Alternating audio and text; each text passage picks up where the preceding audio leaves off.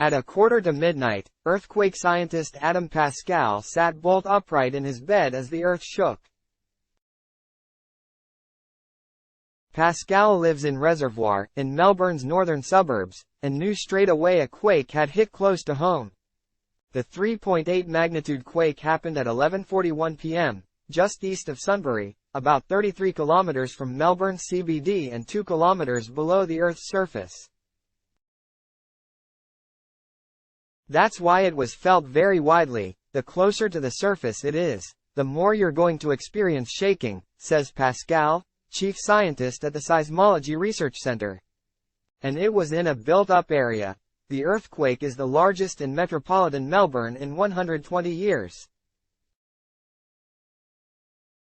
It was about 100 times less powerful than the Mansfield earthquake in September 2021 that shook Melbourne and caused damage to several properties, but it was much closer to the city, which is why it was so widely felt. What caused the quake? Is Melbourne becoming an earthquake hotspot? And does this mean there is a big one on the way? Credit: design by Cormac Lally, Maria Ursagovac. What caused the quake? Victoria is being squeezed, quite literally. Australia is lucky enough to sit at the center of its own tectonic plate, meaning we have fewer of the devastating quakes that boundary-straddling New Zealand encounters. But our plate is under pressure. We are moving north about 5 or 6 centimeters a year. That's faster than your fingernails grow, so it's not trivial, says Mark Quigley, Associate Professor of Earthquake Science at the University of Melbourne. As we push north, the sides of our tectonic plate come under enormous pressure. There are all these car crashes going on around the plate that are transferring stress into the interior, says Quigley. Combined with the northern pressure, that places huge stress on the rocks of Australia's interior. And, every so often, those pressured rocks slip at faults, causing an earthquake. The Sunbury earthquake likely occurred at a fault about the size of Flemington Racecourse, says Dr. Brendan Duffy, Technical Director at GHD, an engineering service firm that provides earthquake risk assessments. Most Victorian earthquakes are caused by reverse faults, he said, in which side of a fault slips suddenly relative to the other. The rocks would have moved about 10 centimeters. That sudden movement released energy in the form of seismic waves, which radiated out and across Victoria. Melbourne sits on hard, unbroken rock, so these waves can really travel. Imagine hitting a block of wood with a hammer, says Quigley. If the wood is hard, you can feel the hammer blows at the other end. But if the wood is riddled with cracks, the blows don't travel as well. These earthquakes can occur anywhere in Victoria, says Quigley. And when the fractures reach their stress limits and move suddenly, the entire landscape can be deformed as one side of a fault slides under the other, says Gary Gibson, a seismologist at the University of Melbourne.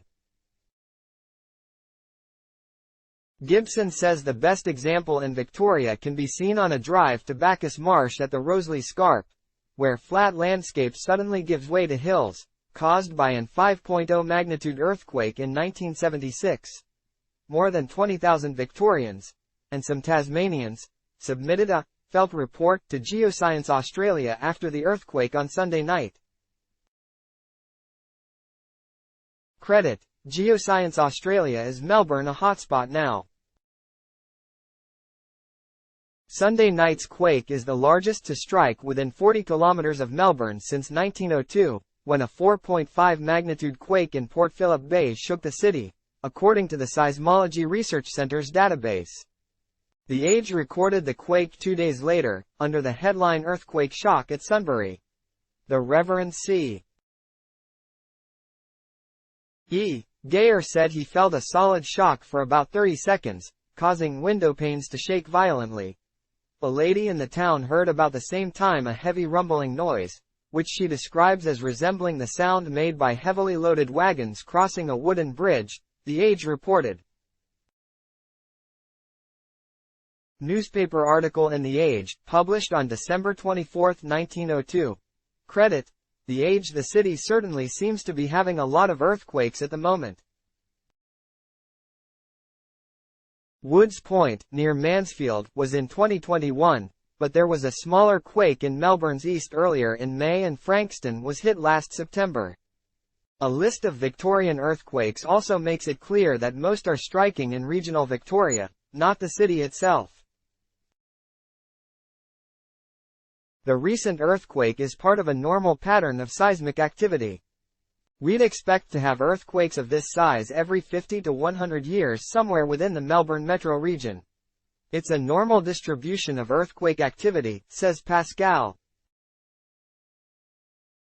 And this recent quake is not part of a build-up to a big one, the experts agree. We're relatively safe. But we're going to have these regularly, says Gary Gibson. They are perfectly normal.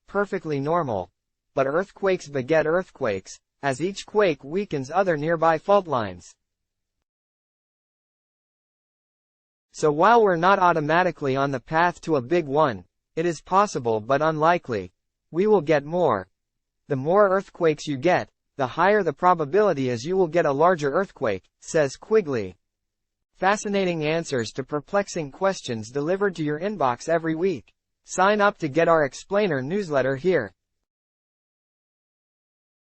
Liam Mannix is The Age and the Sydney Morning Herald's national science reporter. Connect via Twitter. Adblock test. Why?